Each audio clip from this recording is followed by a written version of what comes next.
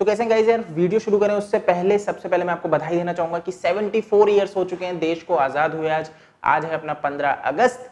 तो बिल्कुल अगर आपने अभी तक सेलिब्रेट नहीं किया है तो बिल्कुल करिए, क्योंकि आपको गर्व होना चाहिए कि आज के दिन अपन आजाद हुए थे। बाकी जो प्लास्टिक के झंडे मिलते हैं बाजार में, अगर आप वो खरीद रहे हैं और उसको फिर बाद में फेंक देते हैं तो ऐसा ना करें, क्योंकि इससे आप अपने तिरंगे का अपमान करते हैं। बाकी आइए इस वीडियो को शुरू करते हैं। आप देख रहे हैं दिल से दिल तक, मैं हूं सोहम। अगर आपने अभी तक इस चैनल को सब्सक्राइब नहीं किया तो सब्सक्राइब करना बनता है। तो यार दोस्तों, एक चीज तो आप बहुत अच्छे से जान चुके होंगे अब तक कि सुशांत सिंह राजपूत की जो अजीब तरह से मृत्यु हुई थी ना, उसके ऊपर बहुत सा सवाल खड़े हुए थे। उसके बाद पिक्चर लीक हुई, उनकी फोटोज जो लीक हुई थी मृत शरीर की, उसके बाद बहुत से सवाल खड़े हुए कि आखिर ये सुसाइड ना दिखते हुए मर्डर दिखता है। मुंबई पुलिस की इन्वेस्टिगेशन इस तरह से चलती रही शुरू से अंत तक कि ये सुसाइड है। होम मिनिस्टर, महाराष्ट्र सरकार ये बोलती रही कि ये भैया सुसाइड है, ये मर्डर नहीं है। तो इस चीज के ऊपर सवाल खड़ा हुआ, लोगों ने मांग की, पूरे इंडिया ने मांग की कि सीबीआई होनी चाहिए। मुंबई पुलिस पारदर्शिता नहीं कर रही है, ट्रांसपेरेंसी नहीं है और जेन्युइन तरीके से इस केस को नहीं हैंडल कर रही। तो ये सारा सवाल इंडिया ने खड़ा किया और उसके कारण असर ये निकल के आया कि सीबीआई बैठी। मैं उन लोगों से लेकिन एक दरख्वास्त करना चाहूंगा कि मैं बहुत से लोगों की पोस्ट देख रहा था कि उनका ये कहना है कि रिपब्लिक टीवी हो गया, सुशांत सिंह राजपूत के मुद्दे को ही दिखाए जा रहे हैं टीवी पे 24 घंटे, इनके पास और कोई काम नहीं रह गया है कि सुशांत सिंह राजपूत, कि ये लोग सिर्फ अपनी दुकान चलाने का काम कर रहे हैं। ये पॉलिटिशियंस लोग जो आके अब इतना बोलने लग गए हैं, ये बोलने का कोई औचित्य नहीं है। तो ये सारी चीजें बोली जा रही है, मैं बहुत पढ़ रहा था। तो इसके ऊपर मैं एक सिंपल सा एक पॉइंट रखना चाहूंगा अपना, जिससे कि आपको एक चीज क्लियर हो। देखो यार, ये बिल्कुल सही बात है कि रिपब्लिक टीवी पे जो अर्णव गोस्वामी है वो हर वक्त सुशांत सिंह राजपूत के ऊपर बोलते हैं, बिल्कुल सही बात है। अब टाइम्स नाउ भी बोलने लग गया और दूसरे न्यूज चैनल भी बोलने लग गए, सही बात है। पॉलिटिशियंस लोग निकल के आ रहे हैं और इस विषय पे बहुत आवाज उठा रहे हैं, सही बात है, सब जानते हैं। लेकिन मैं इस चीज को क्यों सही बोलता हूं, आप थोड़ा सा अपन फ्लैशबैक चलेंगे। जिस दिन सुशांत सिंह राजपूत की मौत हुई थी, क्या रियलिटी थी कि ये सुसाइड है, मर्डर नहीं था। लोगों ने कहा, फैंस ने कहा सुशांत सिंह राजपूत के, मैंने कहा और बहुत से यूट्यूबर्स ने कहा कि नहीं ये मर्डर है। तो क्या निष्कर्ष निकला? अनिल देशमुख, संजय राउत ने क्या कहा कि सुसाइड है, सुशांत सिंह राजपूत पागल था। बॉलीवुड के लोग तक ये कहते रहे कि डिप्रेशन में थे सुशांत सिंह राजपूत, वो सुसाइड है। महेश भट्ट ये कहते रहे कि भैया ये सुसाइड है, सुशांत सिंह राजपूत की स्थिति ऐसी थी कि वो पागल थे। रिया, उनकी गर्लफ्रेंड, ये कहती रही कि भैया सुशांत सिंह राजपूत मेंटली इल थे। उनके करीबी संदीप, सिद्धार्थ पिठानी, ये सब लोग ये कहते रहे कि भैया वो मेंटली डिप्रेस थे, वो दवाइयां लेते थे, वो पागल थे, उन्होंने सुसाइड किया। ये चीज रही। अब अगर अर्णव गोस्वामी रिपब्लिक टीवी पे ये डिबेट शुरू नहीं करते, इसके लिए इंसाफ की मांग नहीं करते, नए नए सबूत नहीं अपने शो पे लाते, इन लोगों का इंटरव्यू करते, पिठानी, संदीप, तो क्या होता? जो रिया जितनी बुरी तरह फंसी हुई है, तो फिर क्या होता? आपको समझना पड़ेगा दोस्तों, पॉलिटिकल एंगल नहीं आता। अगर नीतीश कुमार इसमें नहीं कूदते तो क्या होता? सीबीआई के पास जाता? नहीं जाता। पॉलिटिकल ड्रामा शुरू होने के कारण ही आज ये केस सीबीआई के पास गया है, समझना पड़ेगा। पॉलिटिकल प्रेशर बनता है तभी ये सब चीजें होती है, मीडिया प्रेशर बनता है, मीडिया ट्रायल्स हुए। अर्णव गोस्वामी ने बहुत अच्छा इसमें योगदान दिया, बिल्कुल उनको क्रेडिट जाता है। 24 घंटे उन्होंने चलाया, उसी का ये नतीजा निकल के आया कि बॉलीवुड माफिया हिल गया, है ना। तो ये कुछ लोग मैं देख रहा था जो एक एंगल पे बोलते हैं हमें जस्टिस की, बिल्कुल सही बात है, लेकिन ये बिल्कुल गलत है कि 24 घंटे इन्होंने दुकान शुरू कर दी है। तो फिर आप भूल जाओ, ऐसे जस्टिस नहीं मिलता।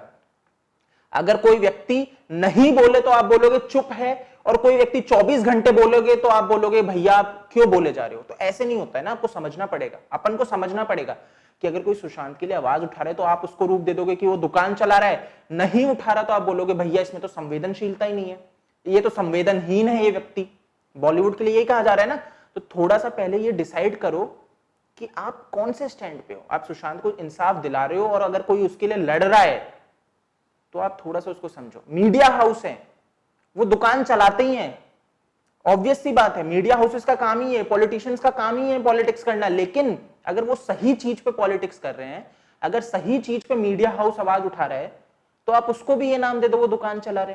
आप थोड़ा इस चीज पे विचार करो। बाकी अब मैं मेन टॉपिक पे आना चाहूंगा। राबिया खान जो कि जिया खान की मदर है, बिल्कुल, जिनके लिए कहा गया कि उन्होंने सुसाइड कर लिया था, और फिर मेन कल्प्रिट जो बताया गया था कि सूरज पंचोली है जिन्होंने इनको मारा है, और ये सुसाइड नहीं मर्डर है, ये राबिया खान ने कहा था, ब्लेम किया था। और अंत में क्या निष्कर्ष निकलता है? मुंबई पुलिस क्लीन चिट दे देती है कि सूरज पंचोली ने नहीं मारा है। ठीक है, उसके बाद राबिया खान लड़ती है, सीबीआई के पास जाती है, सीबीआई बैठती है और अभी 7 से 8 साल हो चुके हैं और अभी तक वो लड़ रही है इस विषय पे। ठीक है, अभी तक कोई इसका निष्कर्ष नहीं निकला है, क्योंकि जो चीजें क्लियर है कि सलमान खान ने इन्फ्लुएंस करने की कोशिश की थी सीबीआई को, और ये सारी चीजें चल रही है। तो आप समझ के चलो कि सूरज पंचोली तो बच जाएगा इस केस से, क्योंकि 8 साल तक खिंच गया तो क्या रिजल्ट आएगा ये आप समझ सकते हो। सलमान खान ने भी केस को इसी तरह से, अपने जो उनके केस थे, गाड़ी चढ़ा दी थी।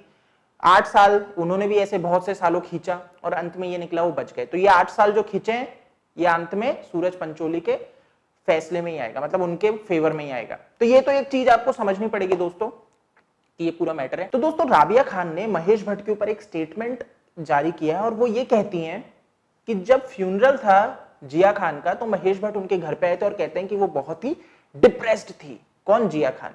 तो इसके ऊपर इन्होंने सवाल किया, सॉरी सर कैसे? तो महेश भट्ट क्या कहता है आप सुनिए, तुम चुप हो जाओ वरना तुम्हें भी इंजेक्शन देके सुला देंगे। ये तो इन्होंने राबिया खान मतलब जिया खान की मदर से कहा था।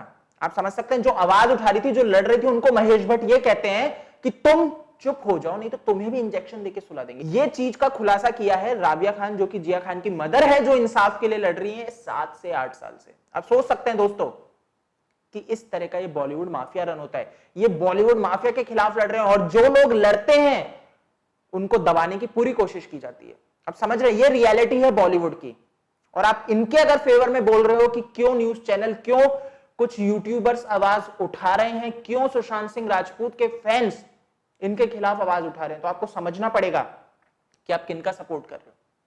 आप सही का सपोर्ट कर रहे हो या गलत का सपोर्ट कर रहे हो। अगर ये चीज आज तक आप नहीं समझ पाए, अगर आप सिर्फ इन बॉलीवुड वालों के चार्मिंग फेसेस देख के इनके ऊपर इतना लट्टू हो गए हो, इतने फैन हो चुके हो, तो बिल्कुल गलती कर रहे हो। ये जो बॉलीवुड का दोगलापन है ना, और जो गंदगी है इसकी, इसके फेर में मत फंसो।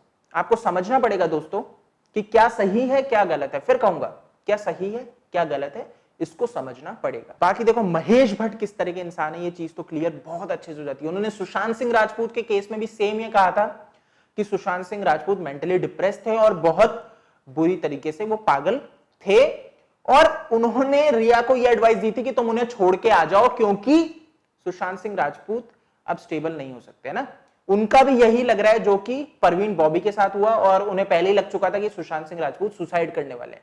ये तो महेश भट्ट के स्टेटमेंट। तो आप सोच सकते हो अगर ऐसे व्यक्ति के ऊपर भी कोई फेथ रखता है तो वो सबसे बड़ा मूर्ख। दोस्तों एक छोटी सी एडवाइस है मेरी आपसे, चाहे से आप मेरे दोस्त हो, करीबी हो, रिश्तेदार हो, क्योंकि आप लोगों के पोस्ट में बहुत अच्छे से देखता हूं, ठीक है। अगर आप सुशांत सिंह राजपूत के लिए आवाज नहीं उठा सकते ना, तो अपनी गंदगी अपने पास, अपने तक ही सीमित रखो। ये बकवास मत करो सोशल मीडिया पे कि लोग क्यों आवाज उठा रहे हो, क्योंकि आपकी गंदगी, आपकी मानसिकता जब आप सोशल मीडिया पे लिखते हो ना, तो बहुत मतलब ऐसा गंदा महसूस होता है मुझे ऐसा पढ़ के। आप जैसे लोग मेरे फ्रेंड लिस्ट में अगर हो या वो आपके स्टेटस में देखता हूं व्हाट्सएप पे, तो मुझे बहुत ऐसी गंदगी महसूस होती है। मेरे को बोलने में शर्म आ रही है आप लोगों के लिए। ऐसा अपने आप को आप इतना बुद्धिजीवी समझते हो कि आप कुछ ऐसा लिखोगे थोड़ा सा हटके तो लोग सोचेंगे वाह वाह कितना संवेदनशील है। अरे मूर्ख हो तुम लोग। तो गाइस यार इस वीडियो में मैं यही आपसे कहना चाह रहा था, और आशा करता हूं कि आपको वीडियो पसंद आया होगा। पसंद आए तो इसको लाइक करो, शेयर करो और दिल से दिल तक चैनल को सब्सक्राइब करो। अगर आप मेरे को फेसबुक, ट्विटर, इंस्टा पे फॉलो करना चाहते हो तो OASKD मेरा यूजर नेम है और आप वहां पे मेरे को फॉलो कर सकते हो।